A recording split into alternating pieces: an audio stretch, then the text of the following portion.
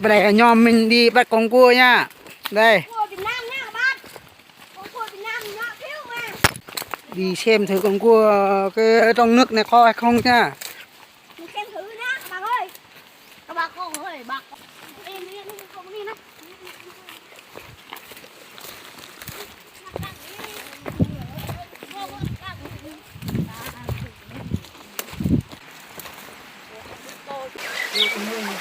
Đây này.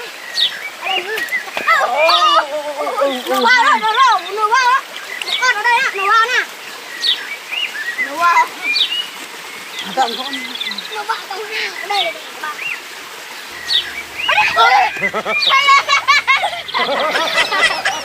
Này này mọi người thấy chưa? Hey, mình bắt con cua nha. Còn đấy các bạn ơi. Đây.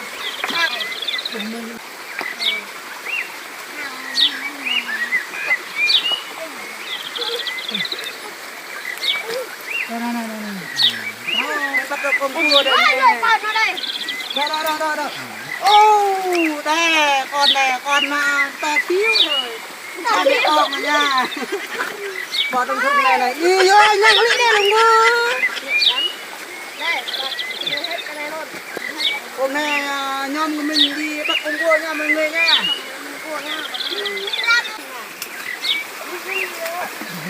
Đây này mọi người, con cua rất là siêu to nha mọi người nha. Đây mình quay cho các bạn xem này. Thấy chưa?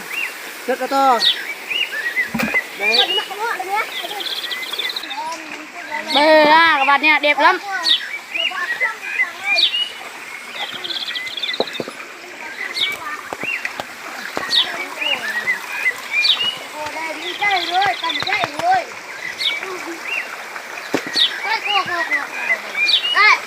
Đây, con cua trong thùng đi. Thùng kia thùng này nha. Đây con vẹo nhỏ học sinh. Nhỏ chứ đừng sợ quá. Đây con cua đây này. Kẹp.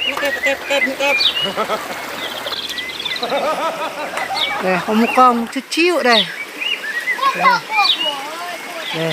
Đây này, thấy chưa? Cua to. Đây là cua đá nha mọi người nha.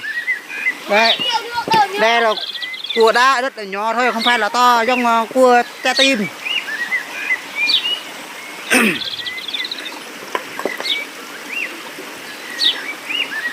Ôi, các bạn tìm to đây. À, rồi, còn này nữa. Đâu mẹ to quá. Đây. Đây, thấy con. Đâu con cua đây. Đây, thấy con cua chưa? Đây.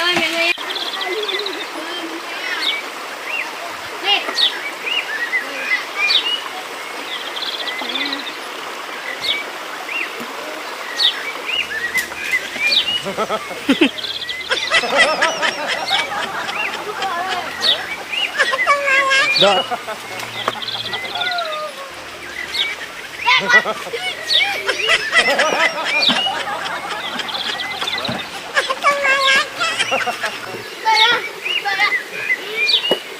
Khỏe chưa?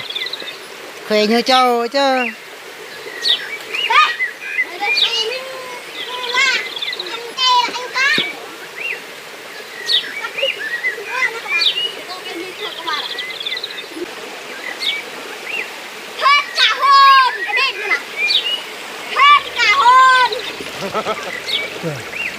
Con cua to mày cũng thấy hả? Này, con cua nhỏ lắm. Đâu rồi? Đây. Đâu mà siêu to chưa? Bò trong thùng. Đây nó. Từ chiếc kinh 65 bố đi nó cũng ăn gặp ra đường đặt số tăng ga. Mấy cô em gái như bạn à.